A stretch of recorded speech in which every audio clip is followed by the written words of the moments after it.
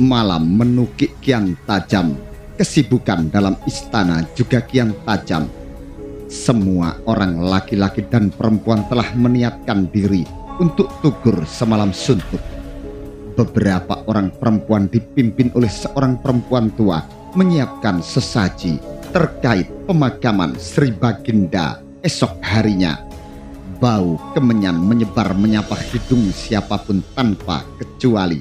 Di beberapa tempat di sudut istana, beberapa orang prajurit masih terkesima dan serasa tak percaya pada apa yang terjadi.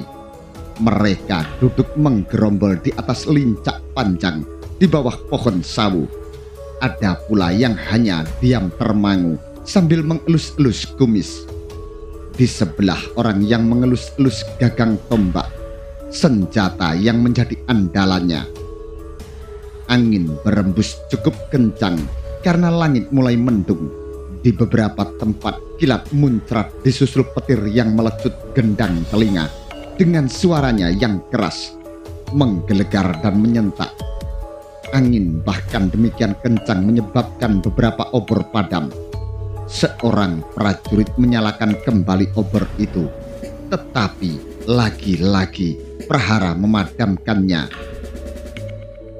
Untuk menjaga agar obor tidak mati, prajurit rendahan itu bahkan menempatkan diri untuk melindungi. Akan tetapi angin yang beringas yang menimbulkan suara menderit-derit di rumpun bambu justru menyebabkan perapian di tengah alun-alun menyala berkobar kian menjadi. Tidak peduli pada asap tebal yang mengarah kepadanya, seseorang termangu diam, membeku bagai patung batu dengan tatapan mata terarah pada lubang pintu mandapa. Yang tepat di tengah-tengahnya, sepasang merpati saling menyentuhkan paruh. Orang yang menyendiri itu bahkan tak mengalihkan pandangan matanya, meski asap yang lebih bergulung-gulung dari perapian mendatanginya. Asap itu bagai tidak mengganggunya, tidak menyebabkan pedih matanya, juga tak menyebabkan sesak napas.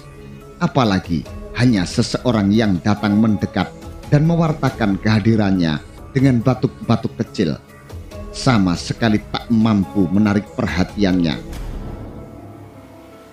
Orang itu tetap mengarahkan perhatiannya pada apa yang dilakukan pasangan merpati yang sedang kasmaran dan sibuk meletupkan birahinya. Tak peduli meski hari tengah malam, apalagi sekadar jaya negara mangkat. Untunglah angin berubah arah, bergerak ke arah lain. Kau harus memanfaatkan kesempatan ini. Orang yang datang itu langsung berbicara. Namun orang yang diajak bicara tetap diam, tak menoleh, juga tak menjawab. Pandangan matanya tetap tertuju ke pintu mandapa. Setelah memerhatikan beberapa jenak, orang yang datang itu ikut mengarahkan tatapan matanya yang kemudian jatuh di arah pandang yang sama. Pasangan merpati yang bersibuk diri. Orang itu tidak berniat tersenyum dan tidak menganggap kegiatan sepasang burung itu sebagai sesuatu yang lucu dan pantas memancing tawanya. Apa yang ia lakukan justru hal yang layak dipertanyakan. Orang itu mengambil sebutir batu yang dengan keras diarahkan ke mandapa. Batu yang terbentur menyebabkan penghuninya terkejut. Pasangan merpati itu terbang menjauh hinggap di ujung pagar. Suara berisik itu juga mengagetkan beberapa orang yang sedang berkerumun di kejauhan. Orang yang kebal asap itu akhirnya menoleh. "Ada apa, Paman?" tanya orang itu. Orang yang dipanggil dengan sebutan Paman itu membiarkan waktu berlalu beberapa kejap dan lebih mendahulukan batunya. Usia yang sudah di atas separuh abad menyebabkan daya tahannya tidak seperti dulu ketika masih muda. Asap perapian di tengah alun-alun itu menyebabkan batuknya terpingkal-pingkal. Kematian Tuanku Jayanegara. Orang itu berbicara di sela batuknya. Semua orang menyesalinya. Semua orang menangis di libas duka nestapa. Kesedihan cengeng yang sebenarnya tidak ada manfaatnya. Menurutku, justru sekaranglah waktunya kau berbicara. Sekarang waktunya kau membawakan peranmu. Jangan bilang Kudamerta bukan siapa-siapa. Namun, berteriaklah, inilah aku, Raden Kudamerta. Selama ini kita bicara kemungkinan-kemungkinan. Kita bicara seandainya dan seandainya. Yang seandainya itu mendadak berada di depan mata. Kudamerta yang dibakar semangatnya mengalihkan pandangan matanya saat tidak menemukan jejak bayangan apapun di pintu mandapa. Perapian yang berkobar dengan lidahnya yang menjilat-jilat beberapa jenak justru mencuri perhatiannya. Api sesungguhnya menyimpan sebuah teka-teki. Apakah sebenarnya api itu? Tidak seorang pun yang bisa memberi jawaban dengan jelas dan tegas. Kau bisa menjadi raja Kudamerta. Manfaatkanlah kesempatan yang sangat langka ini. Mulai sekarang bermainlah dengan cantik. Untuk meraih kegayuhan itu memerlukan pengorbanan. Untuk sebuah tujuan yang sangat kau yakini. Kau bahkan harus menggunakan dan membenarkan cara apapun. Mulai menyusun rencana dari sekarang. Kau bisa memanfaatkan hubunganmu dengan Tuan Putri. Lanjut orang itu. Kudamerta tidak tersenyum. Bahkan amat sulit menebak apa yang ada di balik raut mukanya yang datar saja. Bagai orang yang mengenakan topeng, sulit menebak raut muka macam apa yang berada di balik topeng itu. Seperti bertopeng kelobot. Di balik kelobot masih terdapat kelobot. Di baliknya masih ada kelobot lagi. Di balik topeng masih ada topeng. Di balik tangis mungkin saja ada tawa. Sebagaimana orang tertawa mungkin karena menyembunyikan tangisnya. Bersikaplah Kudamerta. Orang itu menekan.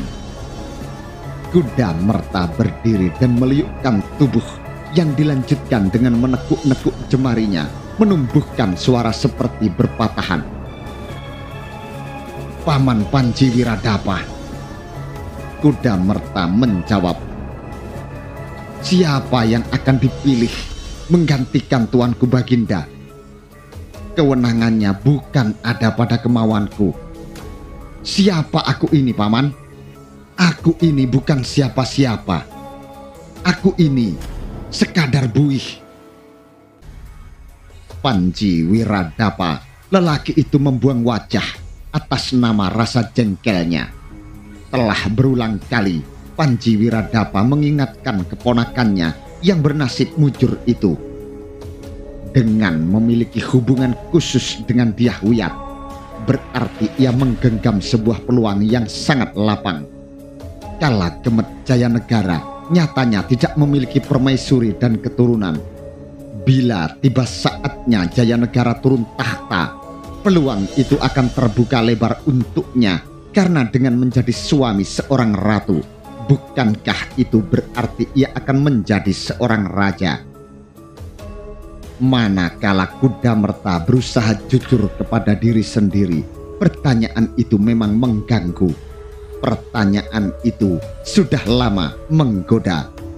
Jauh ketika Sri Jayanegara masih hidup, siapa sangka telah menjadi percepatan waktu. Jayanegara mati di usia muda, dibunuh Rakrian Kanca. Kematian raja itu tidak pelak memunculkan kemungkinan-kemungkinan atau pertanyaan-pertanyaan mendiang Raden Wijaya. Kini hanya memiliki 2 keturunan dan dua-duanya perempuan. Seorang raja seyogianya bertulang kuat berbahu kukuh.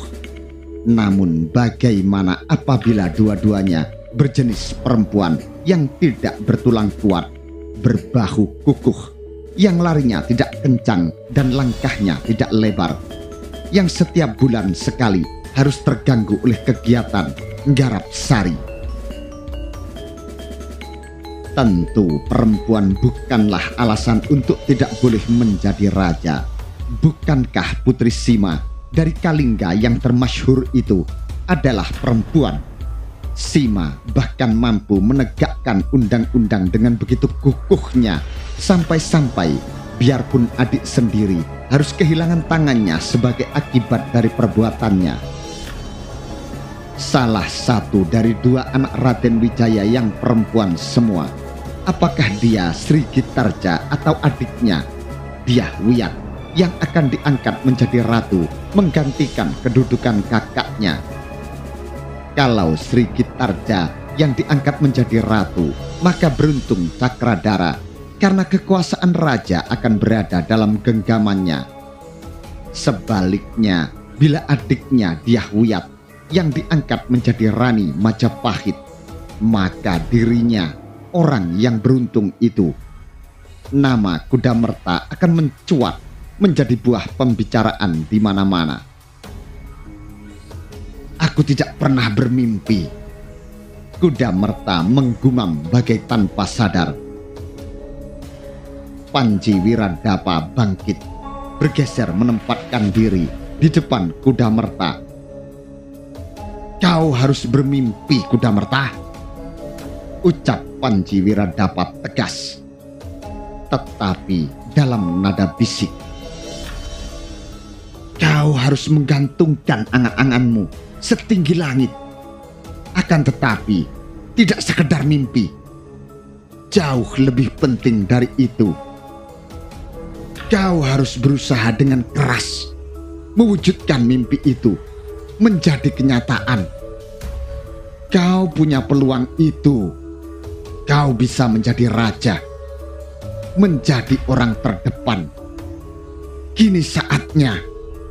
Gunakan kesempatan yang terbuka jelas di depan matamu. Kudamerta tetap diam, tidak menjawab. Orang yang dipanggil dengan sebutan Panji Wiradapa itu merasa punya alasan untuk jengkel melihat Kudamerta begitu lembek. Panji Wiradapa kembali akan buka mulut, tetapi terpaksa ia batalkan niatnya itu karena seseorang berlari mendekat. Kudamerta memberikan perhatian kepadanya. Ada apa? Tanya Kudamerta. Tuan Putri Ratu Gayatri memanggil, jawab orang itu, seorang prajurit yang menyandang pangkat rendahan saja. Kudamerta bergegas bangkit. Sejenak ia memberikan raut wajah bimbangnya kepada Panji Wiradapa, tetapi langkah kakinya membawanya meninggalkan laki-laki berkumis melintang itu. Panji Wiradapa menghirup udara amat dalam, mengisi semua sudut dan lorong ruang di paru-parunya, sambil menengadahkan kepala memandang langit sebelum selanjutnya memutuskan menempatkan diri menggantikan Kudamerta, mengarahkan pandangan matanya ke Mandapa. Di sana, sepasang merpati merapatkan tubuh saling memberikan kehangatan dan indahnya cinta. Bila berkaca pada Benggala, dahulu Panji Wiradapa pernah menggantungkan cita-citanya setinggi langit. Jabatan keprajuritannya kali ini hanyalah sebagai lurah prajurit. Padahal Panji Wiradapa merasa dirinya pantas menjadi seorang patih, orang kedua setelah raja. Karena mimpi untuk menjadi orang penting itu ternyata tidak terwujud. Cukuplah orang lain yang mewakilinya.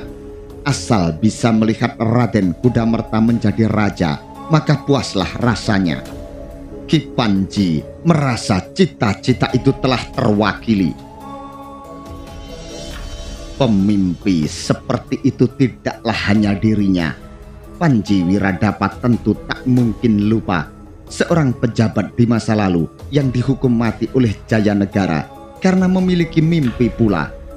Orang lain mungkin melihat mimpi Mahapati atau Ramapati yang menyebabkan Sora terbunuh, yang menyebabkan Tuban diserbu, yang juga menyebabkan Lumajang diserang serta menempatkan Mahapatih Nambi berwajah pemberontak.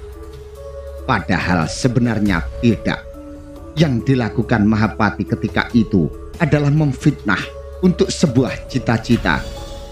Kini peluang untuk menggapai mimpi itu terlihat melalui Raden Kudamerta, pewaris kekuasaan Wengker dan Pamotan. Kudamerta mengayunkan langkah lebar dan sudah tahu kemana harus memenuhi panggilan Ratu Gayatri. Sebaliknya, prajurit berpangkat rendahan itu tidak mengikuti langkahnya. Rupanya ia juga menjalankan perintah yang sama untuk Cakradara. Di kaki Candi Buddha, Cakradara duduk bersila dengan mata terpejam. Dalam semedi yang dilakukan tidak jauh dari Pahoman, Cakradara masih terhenyak oleh kematian yang datang demikian mendadak itu. Hubungan secara pribadi yang terjalin cukup akrab pada saat-saat tertentu. Mendiang Sri Baginda bahkan mengizinkan bersikap dan berbicara lepas tanpa beban. Keadaan yang demikian yang menyebabkan Cakradara merasa sangat kehilangan oleh kematian Kalagemet. Prajurit rendahan itu meragu melihat apa yang dilakukan Cakradara. Namun prajurit itu memutuskan menyentuh pundak lelaki muda dan tampan itu. Cakradara membuka mata. Dari tatapan matanya Cakradara seolah bertanya, "Tuan Putri, Ratu Raja Patni Biksuni Gayatri memanggil Raden Cakradara." Ucapan prajurit itu setengah berbisik. Cakradara kembali memejamkan mata menuntaskan doanya yang terpenggal. Perlahan Cakradara bangkit untuk memenuhi panggilan yang tak mungkin ia tolak itu. Manakala melintas di bawah halaman tatak rambat menuju Wisma Maharani Gayatri, Cakradara sama sekali tidak menyadari seseorang mengikuti gerak kakinya dengan pandangan tidak berkedip dan isi dada yang mengombak. Orang itu Panji Wiradapa yang semula berniat membaur dengan para perwira yang duduk menggerombol tidak jauh dari Balai Witana. Ia bergegas menghentikan langkah kaki dan menyembunyikan diri di bawah pohon tanjung. Hal yang sebenarnya tidak perlu ia lakukan karena gelap malam menyembunyikannya. Bahkan dalam jarak lebih dari 25 langkah, sulit untuk mengetahui siapa orang di depan sana meski tersiram cahaya obor sekalipun.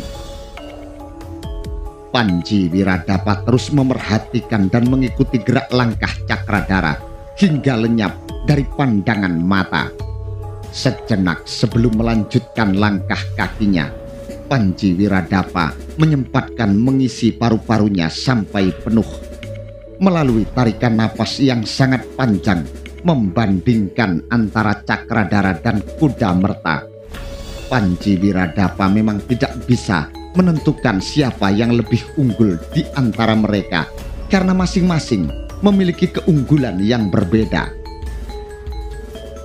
Cakradara memiliki tubuh yang tegap dan sangat gagah. Tubuhnya berotot dengan dada bidang, alisnya tebal. Dalam olah kanuragan, Cakradara selalu mencuri perhatian siapapun. Kemampuan kelahi menggunakan berbagai jenis senjata sulit ditandingi. Yang paling menonjol adalah kemampuannya ngembat watang.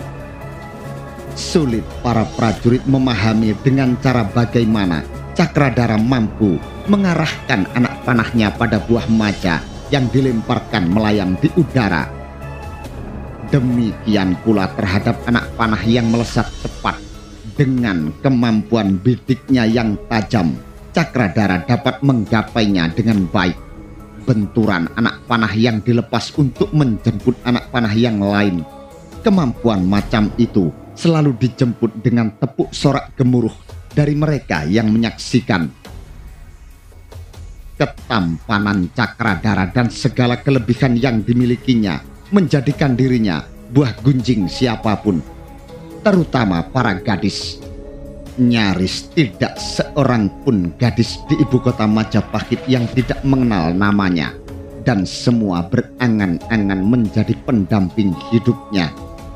Namun mimpi para gadis itu harus pupus karena Sri Gitarja, gadis yang sangat beruntung itu, atau bila dibalik, Cakradara sungguh beruntung mampu mencuri perhatian anak gadis mendiang Raja Wijaya itu.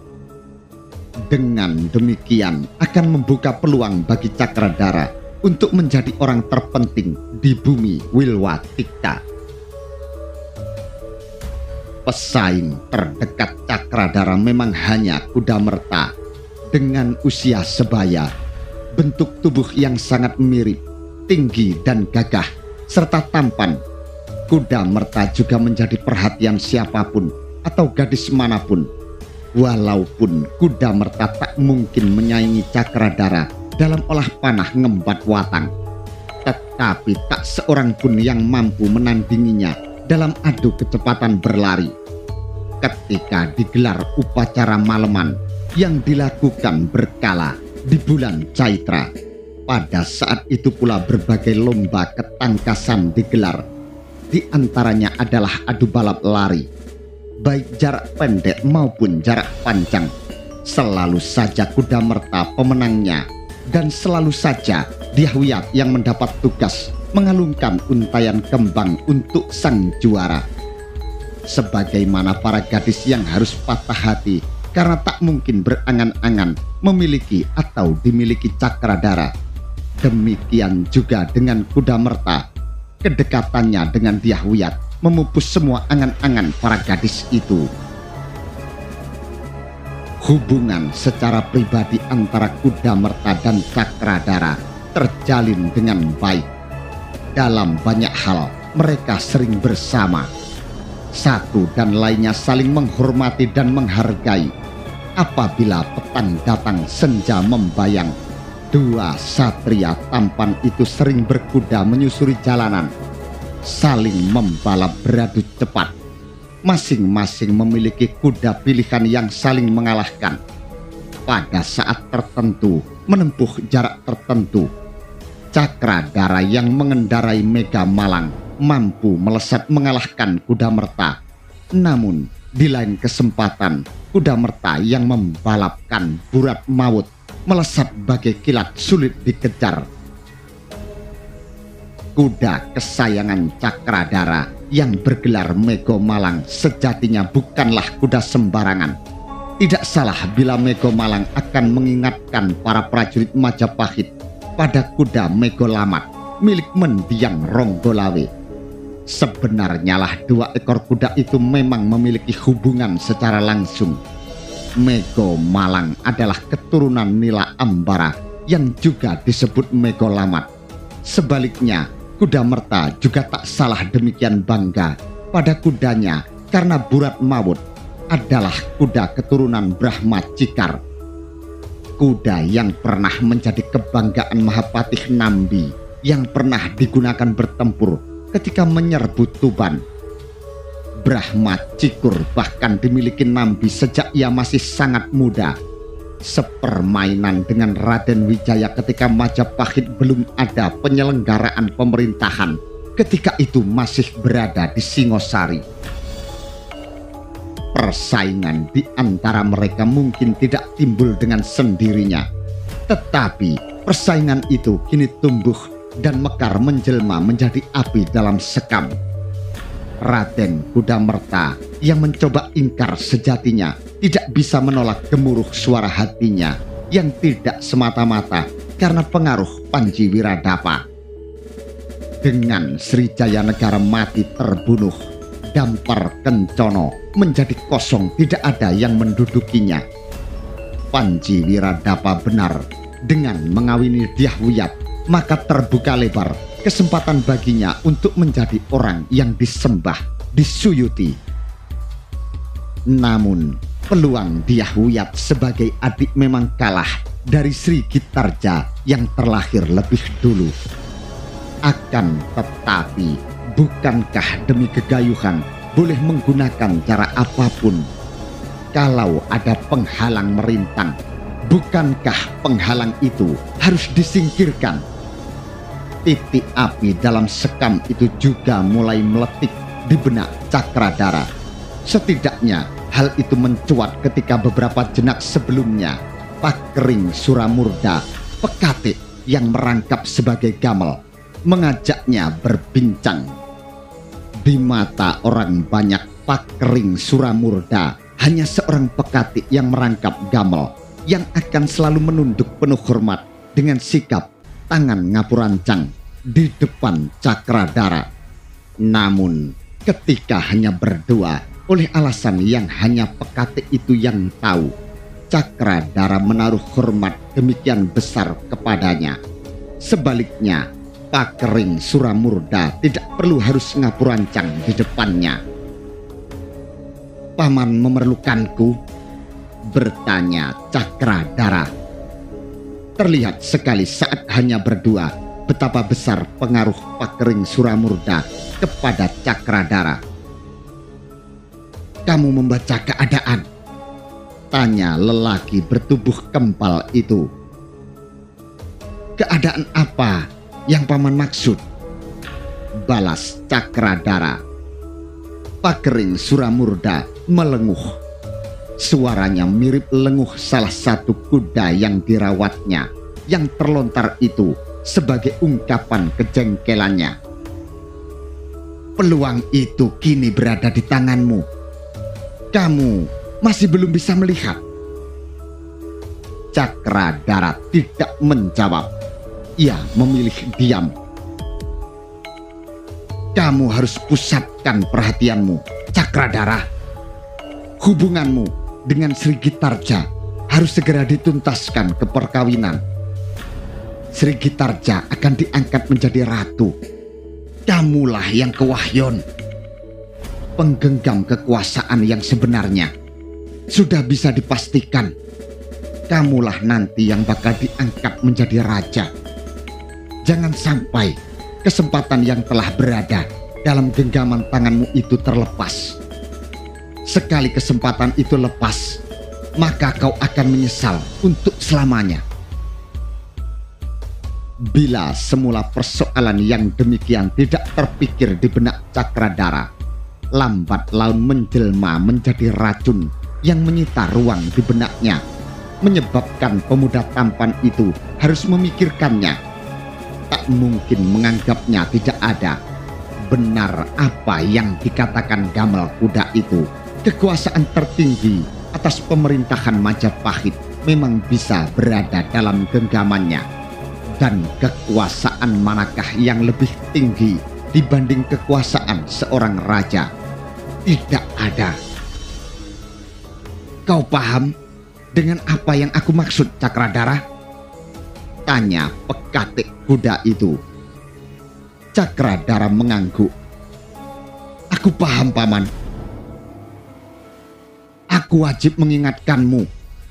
Pesaing bisa menyerobot dari arah samping atau muncul dari tempat yang sama sekali tidak terduga. Firasatku mengatakan, sejak sekarang kau berada dalam bahaya karena pihak pesaing itu menganggap tempat dan kedudukanmu sekarang bisa menjadi batu sandungan mimpi mereka. Sejak sekarang berhati-hatilah. Kewajibanku untuk mengamankan kepentinganmu. Jangan sampai ada yang mengganggu.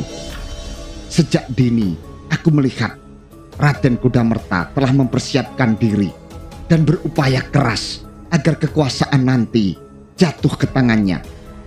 Menghadapi hal itu, Paman tak akan tinggal diam. Paman akan menghancurkan kekuatan itu. Paman akan menggerogoti sedikit demi sedikit. Dan bila perlu, anak panah atau ayunan pisau akan diarahkan ke dadanya. Demi tahta dan kedudukan sebagai raja, kau harus bisa mengesampingkan hubungan pribadimu dengan Kudamerta. Janganlah kau merasa kehilangan kalau Raden Kudamerta nanti terbunuh. Untuk keperluan itu telah aku siagakan kekuatan untuk melakukannya. Cakradara tidak menjawab, namun mengangguk pendek.